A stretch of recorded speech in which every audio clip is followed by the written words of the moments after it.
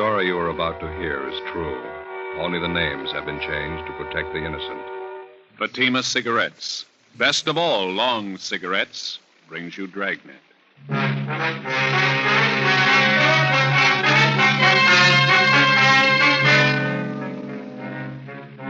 You're a detective sergeant. You're assigned a homicide detail. You go to an apartment house and answer to a shooting and dead body call. Her husband tells you it's suicide. The facts show it to be murder. Your job? Find out. You'll be amazed when you compare Fatima with other long cigarettes. You'll find they now cost the same. But in Fatima, the difference is quality.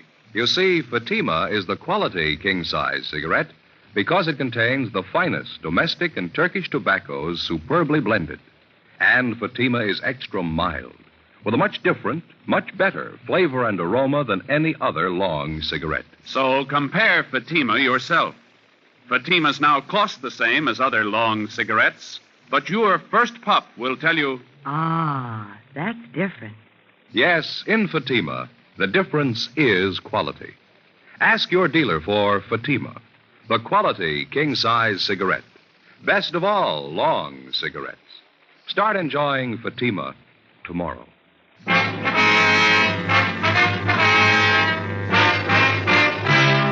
Dragnet, the documented drama of an actual crime. For the next 30 minutes, in cooperation with the Los Angeles Police Department, you will travel step by step on the side of the law through an actual case transcribed from official police files. From beginning to end, from crime to punishment, Dragnet is the story of your police force in action.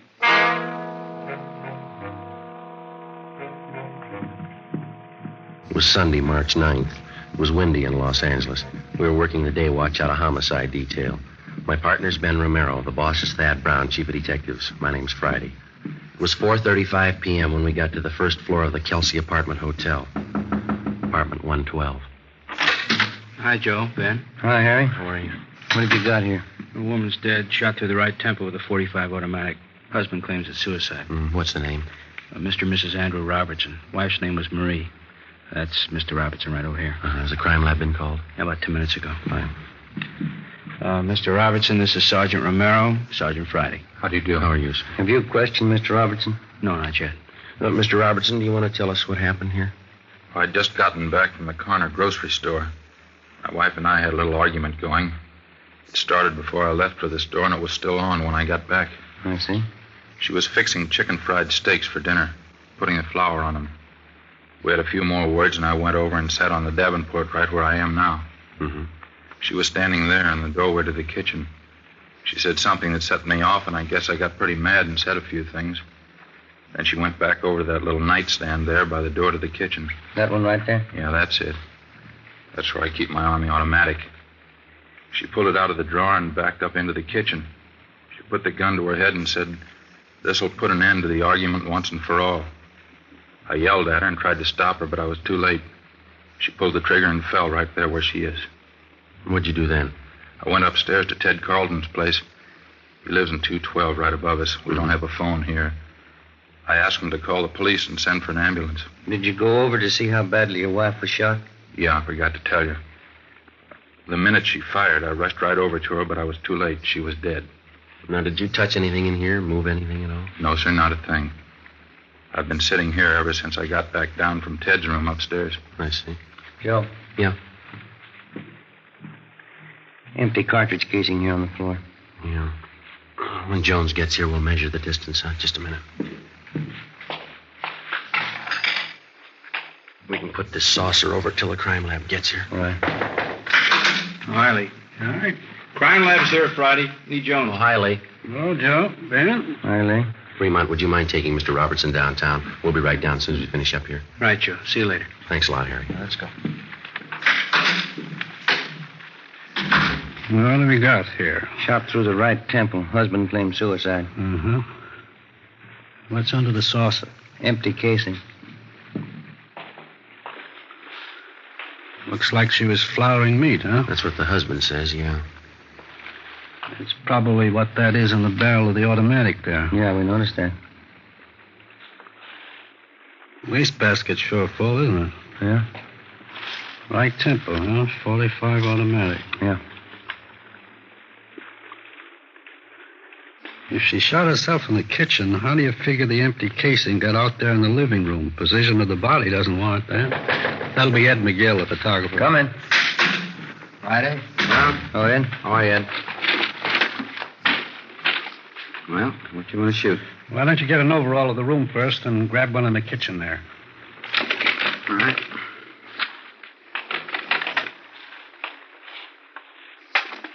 You want to wait till I get that saucer off the casing, Ed? Mm-hmm. Okay. All right. Mary, you want to move over there, love? Oh, yeah. Thanks. All right.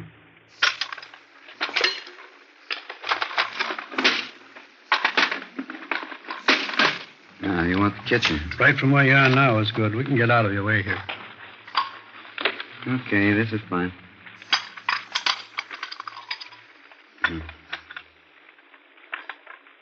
Mm-hmm. Now, right over the body. Better get that chair to stand up. Oh, yeah, here you are.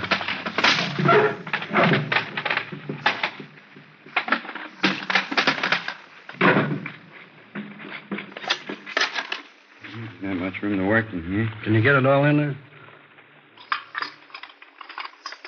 Yeah, I think so. Use the wastebasket as your outside line here and kitchen sink on the other side. Can't get the sink in. Will you settle for the wastebasket only? Fine. Just use that as your right-hand sideline, huh? All right. Okay. So while you fellas finish up in here, we're going to run upstairs a minute late. Okay, Joe. Come on, Ben.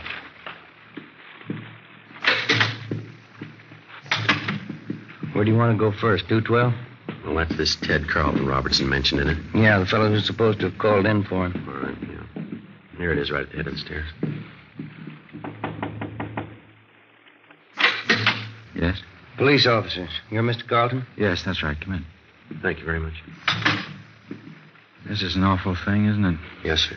We understand that you're a friend of the Robertsons. Yes, I am. Have you found out anything yet? You think Andy killed her? We don't know. We haven't completed our investigation. Oh, I see. I'll bet that's the way it was. I hate to say that, but from all indications, it certainly looks that way. Mm-hmm. How do you mean? The argument, the shouting, and then that single shot. I don't know, but it sure struck me that Andy did it. When did the argument start? Was it prolonged, do you know? What do you mean? When did it start? What time, do you know? This one today started about 3:30 when Andy got back from the store, but they've been arguing ever since I've known them. And how long have you known them? About 2 years. Those two never should have gotten married to begin with, if I'm any judge. Are you married? No, sir, I'm not. I wonder if you could tell us. Did Mrs. Robertson ever say anything that would lead you to believe that she was in fear of her life? Well, yes, she did. One time Andy stalked out of the apartment down there, and Marie came up here to see me. She was in tears, all broken up about it, as usual during these spats. Oh, I see. She said, I'll try to remember exactly how she put it. She said, Andy gets so mad sometimes I think he's going to kill me. What did they usually argue about, do you know? Oh, different things. This particular time that I was telling you about, I think it was over his being late for dinner. Oh, I see. Now, aside from this one instance, is there anything else that you can tell us? Well, Andy has a terrible temper, that I know. We used to go out and bowl once in a while, Marie, Andy, and myself. We had to stop. Every time he'd miss a spare, you'd think it was the end of the world. Would he usually seem to take it out on his wife? Most of the time, yeah. Although I must say I caught it a few times myself. Abusive language. She really carried on over nothing at all. Mm-hmm. Did Robertson leave his wife home alone much of the time? No, not any more than usual. Seems like he always wanted to get home just so they could argue. Everybody in the apartment house knows about him. So you said that Mrs. Robertson came up here after that one particular argument, is that right? Yes, sir, that's right. Well, did she come up here often? No, not very often. Just when she was unusually upset and her nerves were on edge. But only then when Andy would rush out mad. Well, do you know whether or not Robertson owns a gun? Yes, I believe he does. Matter of fact, I know he does. One night we were having trouble with prowlers, and he came up here with his automatic. I see. Later on, I think I asked him where he got the gun. He said from the Army. Was there anything else you can add, Mr. Carlton? I was the one who called the police. You knew that. That's what we understand. Didn't Andy tell you? He came up here right after the shot and asked me to call the police for him. They don't have a phone. Well, exactly how did he tell you? What do you mean? Well, what were his exact words? Can you remember them? Well, he said, my wife's shot. Call the police and get an ambulance quick. And what was your reaction to this? I'd heard the shot, so I wasn't too surprised. But when Andy came running up here, I knew before he said a word. You could tell just to look at him. You could tell what? Something was wrong. I had a hunch all along that this might happen someday. What's that? That Andy would kill his wife. Ben and I continued questioning the various neighbors in the apartment building. Their stories all matched in every detail. The Robertsons had been known to argue, quite frequently and quite loud. None of the neighbors could definitely say that they had ever heard Andrew Robertson threaten his wife. All of them volunteered it would be entirely possible. We put in a call to R&I. We found that there was no previous record on Andrew Robertson nor his wife, Marie.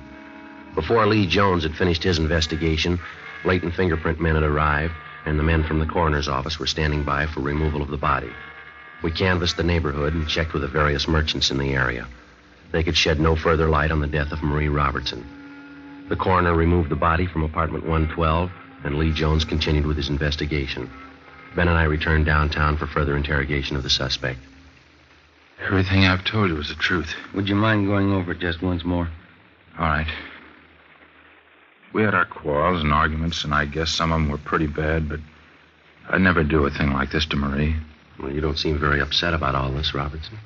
I'm not crying, if that's what you mean. I'm sorry she had to do it.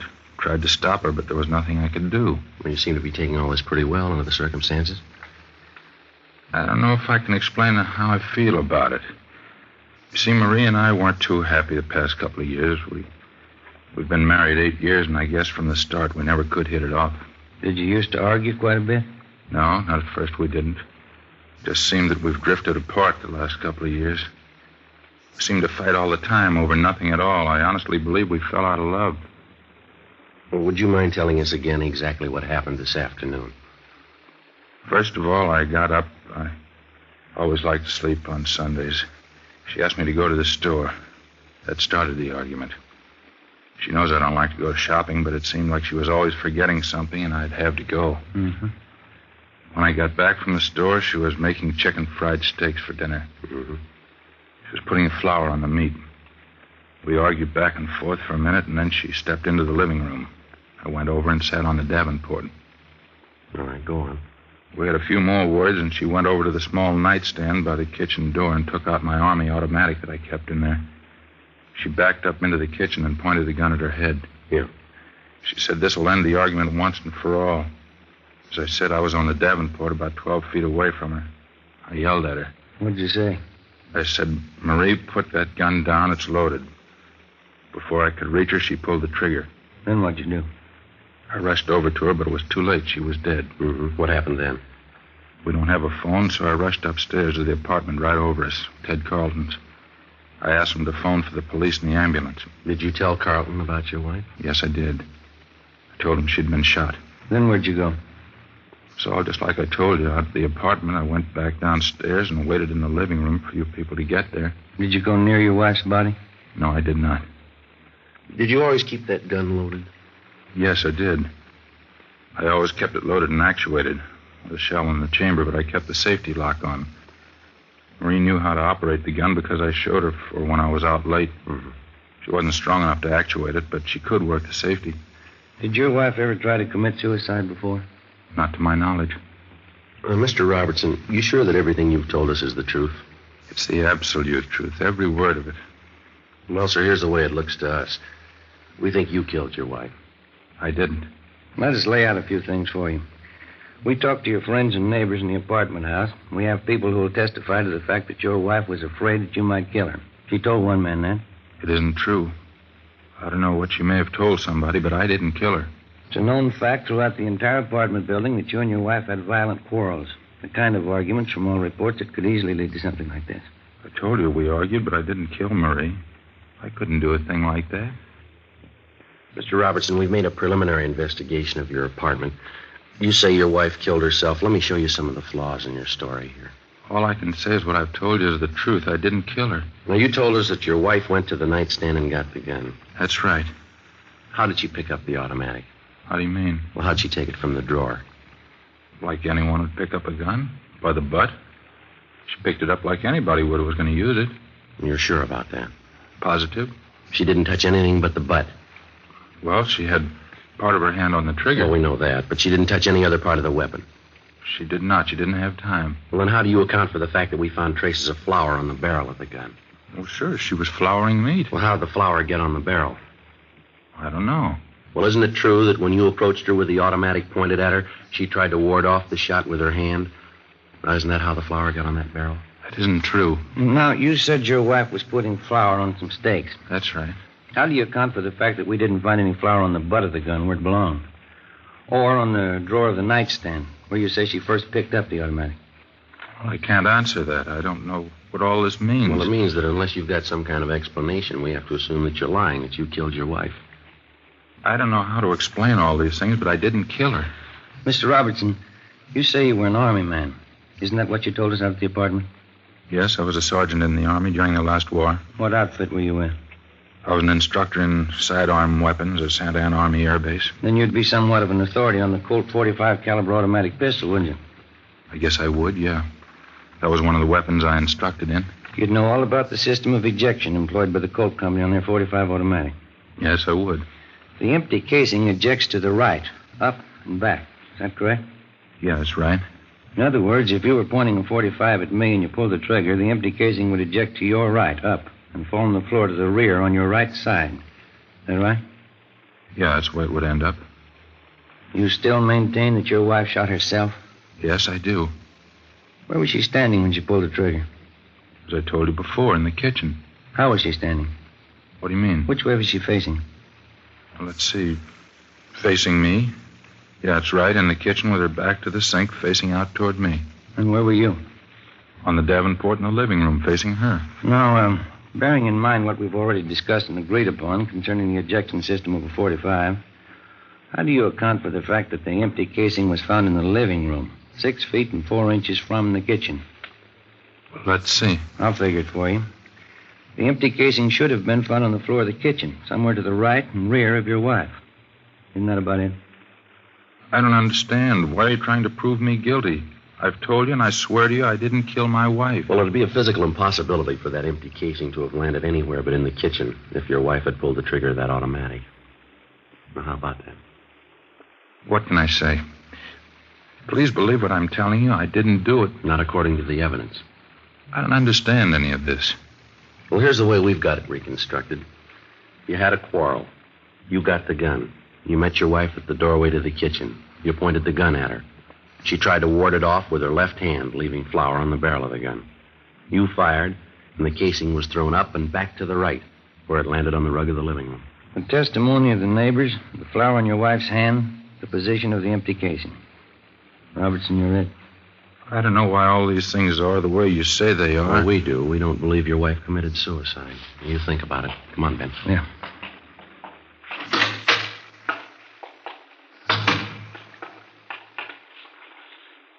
Well, what do you think?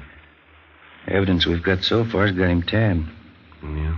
With all that proof, he still refuses to cop out. Something doesn't jibe. Maybe we can find out why.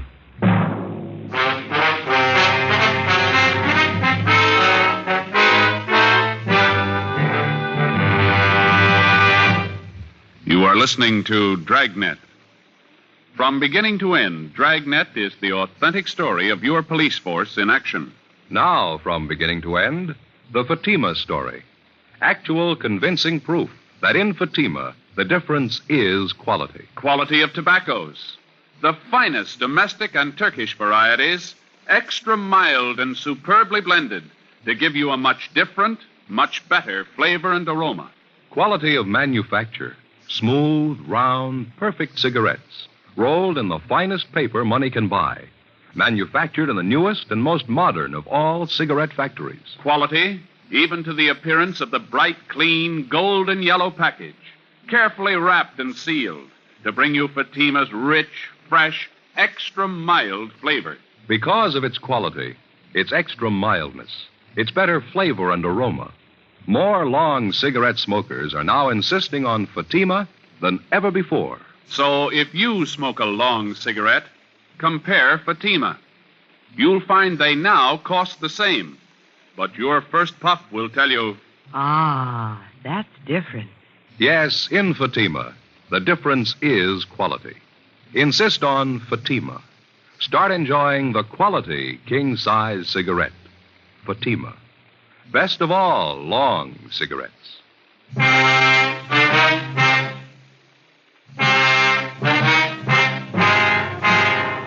We had Gene Bechtel take Andrew Robertson's statement. We had his testimony that his wife had committed suicide, a fact that he couldn't prove and that we could disprove. We had before us the final investigation. All evidence was taken to the crime lab for analysis. The photographs taken at the scene were developed and brought in for careful checking. In accordance with Robertson's story, both he and his deceased wife were given paraffin tests to determine the presence of nitrates. Both of them were fingerprinted, and latent prints detail started to check them out. 2 teams of men were sent out to talk with the close relatives of the 2 people. Sunday, March 9th, 7 p.m. We got a call from Lieutenant Lee Jones that he had the final results of his investigation. We went over to the 2nd floor of the Central Station, crime lab. Got a couple of things for you. Okay.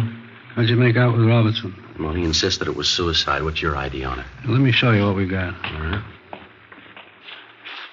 Yeah, look at this. A picture of the 45 casing. That's right. Take a close look at it.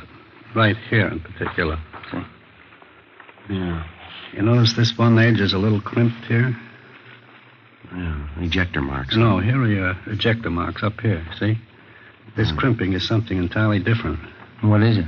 You remember where you found this casing? 6 feet 4 inches into the living room. That's right. And we wondered how it could have been thrown that far by the ejector if the husband's story's true. The ejector didn't do that. I wondered, too. On closer inspection, I noticed this crimping. Let me show you how this casing got out there in the living room. Here's an identical .45 caliber Colt empty casing. Yeah. We'll place it here on the floor on a piece of carpeting the same thickness that was in their kitchen. Linoleum. Now, watch this. I'll step on it, hitting it from an angle. There's your answer to that. When the husband ran over to his wife's side, what did he say he did? Yeah, it's about the size of it. He stepped on the casing accidentally, and certainly not caring about it at that moment, it bounced out into the living room just like a tiddlywink. Now, here. Notice the casing now, the crimping. Check it against the photo. Yeah. Looks exactly the same way. It matches. Did the flour on the barrel of the gun, it was flour, by the way, did it figure in for you fellas? Well, yeah, we figured the wife was trying to ward off the gun when he pointed it at her. Well, certainly the logical deduction. Now, let me show you how it really got on there. Here's that shot of the kitchen out there. Yeah. Notice the wastebasket here? It's pretty full, isn't it? Yeah, we noticed that when we were out there. What you probably didn't notice is this. Here's a blow-up of just that section where the wastebasket was. Can you see what's on the top of the stuff in the basket there? Yeah, can you hold it over here, leave a little Yeah. lights in? Yeah, it looks like a flour sack. Is that That's right, an empty flour sack. Now, figuring the position of the body in relation to that wastebasket, when she dropped the gun, it fell from her hand, striking the wastebasket, bouncing off, and landing on the floor where you found it. You said when she dropped the gun, you figured it was suicide? It's beginning to shape up that way, isn't it? There was no flour found on the butt of the gun. That part of the automatic didn't come in contact with the flour sack. Yeah, but at least she was flouring meat. It'd be... There were no traces of it on her right hand, on the palm, just on the back. In checking the clothing, we found streaks of flour where she could have wiped her hands clean before picking up the gun. Yeah, and out there we could only see the backs of her hand. The coroner checked that through, huh? Well, doesn't look like he killed her. There's more here. As you know, we ran paraffin tests on both the victim and Robertson. Yeah. Here's the results of the tests. See. Andrew Robertson, known nitrates negative. Marie Robertson, evidence of nitrates positive. She fired a gun, he didn't, huh? That's it. There's something else. Here's the report from latent prints. Smudges. One good thumbprint, right hand, belonging to Marie Robertson, indicating she was the last one to handle a weapon. Well, that's about it, Lee? No, that's more for you. Now, this shot was taken facing the east wall of the kitchen. Now, that's the wall that would be on anyone's left sitting on the Davenport in the front room. That's right. Wouldn't be possible to see that wall from the Davenport. No, it wouldn't, that's right. You can see the white X where we located the slug. Mm-hmm. Yeah. Relative to the position of the body, If she was standing, holding the gun at approximately a right angle with the side of her head, the bullet would come to rest approximately 4 inches below the crown of her head. Yeah. Does it check out? The coroner says she was 5'4". The bullet was found at a height of 5 1/8, proving that she shot herself rather than anyone else doing it, judging from the inclination of the bullet. As you know, this is critical. Yeah. From what it's worth, the condition of the wound indicates that it was inflicted from extreme close range. Fair point when you consider that most people wouldn't submit to being shot from close range without a struggle or unless taken by surprise. And from all reports, we know she wasn't taken by surprise.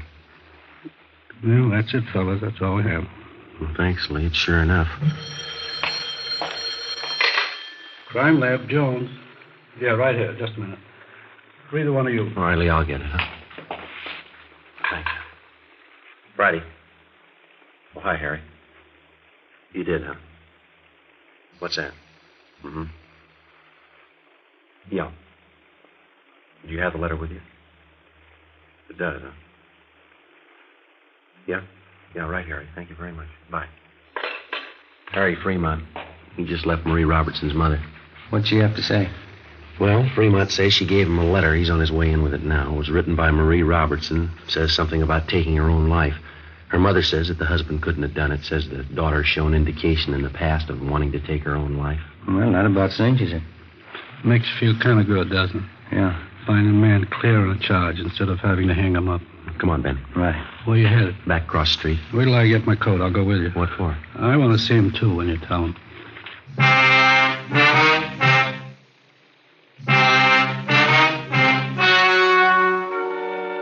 The story you've just heard was true. Only the names were changed to protect the innocent. On March 12th, the hearing was held in the office of the coroner, City and County of Los Angeles, State of California. In a moment, the results of that hearing. And now, here is our star, Jack Webb. Thank you. Friends, a great many listeners have written us saying that they first bought Fatimas because they liked our program. But they go on to say that after smoking their first pack, they agree with everything that we've said about them. That Fatimas are extra mild. That they do have a better flavor and aroma. Well, naturally, we're pleased when you get acquainted with Fatimas because all of us on Dragnet are convinced Fatima is the best of all long cigarettes. When you buy your first pack, I'm sure you'll agree. In Fatima, the difference is quality.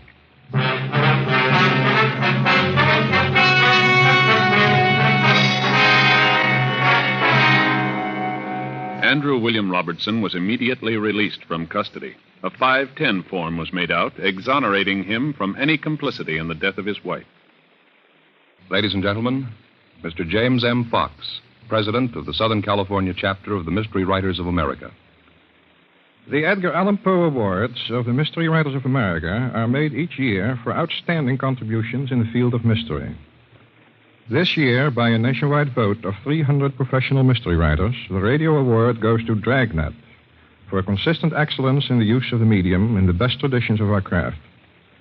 The Mystery Writers of America are happy to present their Edgars, statuettes of Poe, to Dragnet's Jim Moser, who writes the scripts, and a duplicate statuette to Dragnet. Congratulations, Mr. Moser. Thank you, Mr. Fox.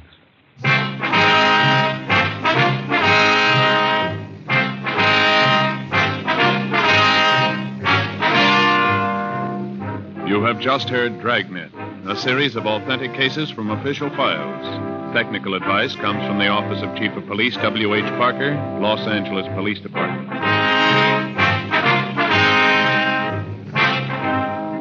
Fatima Cigarettes, best of all long cigarettes, has brought you Dragnet, portions transcribed from Los Angeles. Stay tuned for Counter Spy, next over many NBC stations.